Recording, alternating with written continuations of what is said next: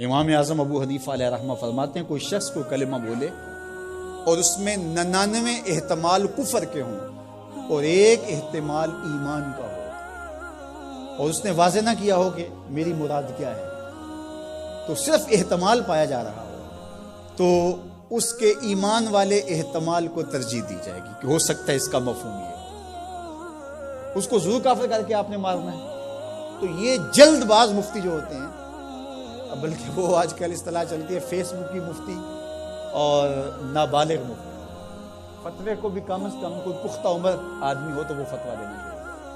یہ اتنے جو ہے فتویٰ دینا شروع کر دیتے ہیں، پھر ان کے فتوے کی مشین گن ایسے چلتی ہے کہ پھر کسی کو معافی نہیں کرتے۔ یہ بھی غلو ہے، یعنی صحیح فتوے کو بھی قبول نہ کرنا، یہ بھی غلو ہے۔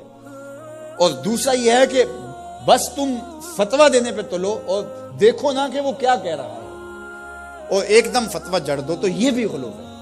تو فتویٰ یہ شریعت اسلامیہ کا ضابطہ ہے، مفتی شریعت نے بٹھائے ہوئے ہیں۔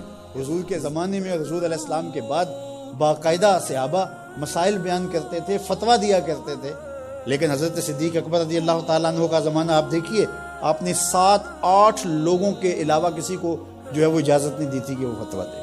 اور یہاں کوئی بندہ عرب سے آیا تو وہ جس سے بھی بات کرے نا تو وہ کوئی نہ کوئی مسئلہ بتا دیا جائے۔ ایک ان پڑھ سے بھی کوئی مسئلہ شریعت کا پوچھ لیں تو وہ بھی اس کے بارے میں کوئی نہ کوئی بتا دے گا۔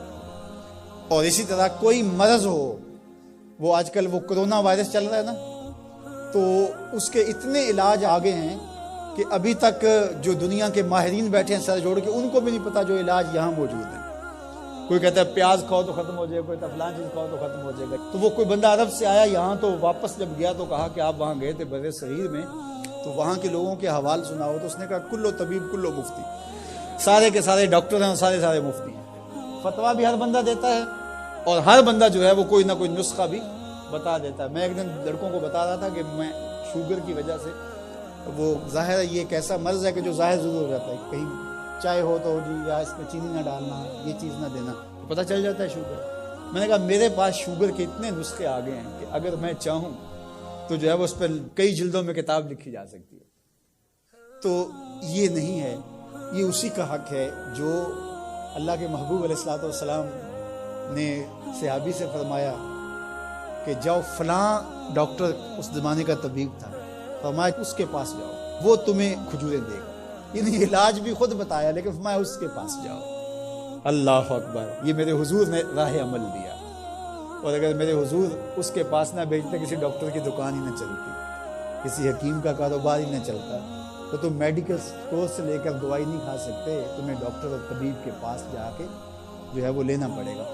تو یہ فتویٰ بازی اور فتویٰ یہ دو الگ الگ چیزیں ہیں۔ یعنی ایک طبقہ وہ ہے کہ جو اس غلو میں آ جاتا ہے کہ کسی کی زبان سے کوئی بات نکلی نہیں ہے، اس کا مفہوم بھی واضح نہیں ہوتا تو اس پہ فتویٰ دے دیتے ہیں۔ اور دوسرا طبقہ یہ ہے کہ وہ صحیح فتوے کو بھی رد کر دیتے ہیں، یعنی وہ کہتے ہیں چھوڑو جی یہ فتویٰ بازی ہے، وہ فتویٰ بازی کہہ کے شریعت کا کوئی پھر مسئلہ نہیں بتا سکتا، پھر مفتی ہوتا ہے کس لیے ہے؟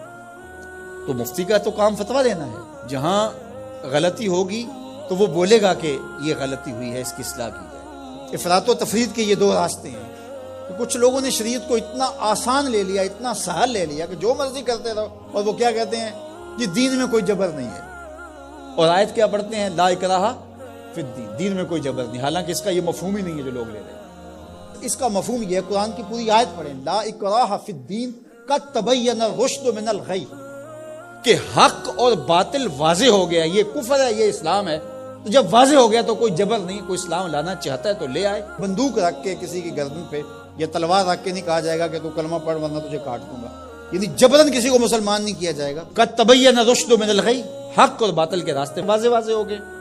لیکن اس کا یہ مفہوم لوگوں نے لے لیا کہ دین میں کوئی جبر نہیں ہے، مطلب کیا کہ جو مرضی کرتا پھرے۔ میاں جب تم اسلام لے آئے ہو تو پھر اسلام کی پابندیاں تمہیں قبول کرنی پڑے گی۔ تم کسی بھی ملک میں جاتے ہو تو اس کے قوانین کیا تم وہاں فالو نہیں کرتے؟ اگر نہیں کرو گے تو چالان ہوگا یا نہیں ہوگا؟ جب آپ نہیں گئے تھے تو آپ پابند نہیں تھے، آپ کسی کالج میں، یونیورسٹی میں، کسی ادارے میں آپ داخلہ ہی نہیں لیتے تو آپ کو کوئی پوچھے گا ہی نہیں. جب داخلہ لے لیا تو پھر اگر لیٹ آئے تو پھر بھی سرزنش ہوگی، وقت سے پہلے چلے گئے پھر بھی پکڑ ہوگی. اس لیے کہ اب تم داخل ہو. جب تم اسلام میں نہیں تھے تو لا اکراہ فی الدین، لیکن جب تم نے کلمہ محمد عربی کا پڑھ لیا ہے تو پھر تمہیں نماز بھی پڑھنی ہوگی، تمہیں روزے بھی رکھنے ہوں گے، اور تمہیں شریعت کے احکام کو اپنے اوپر نافذ کرنا ہوگا.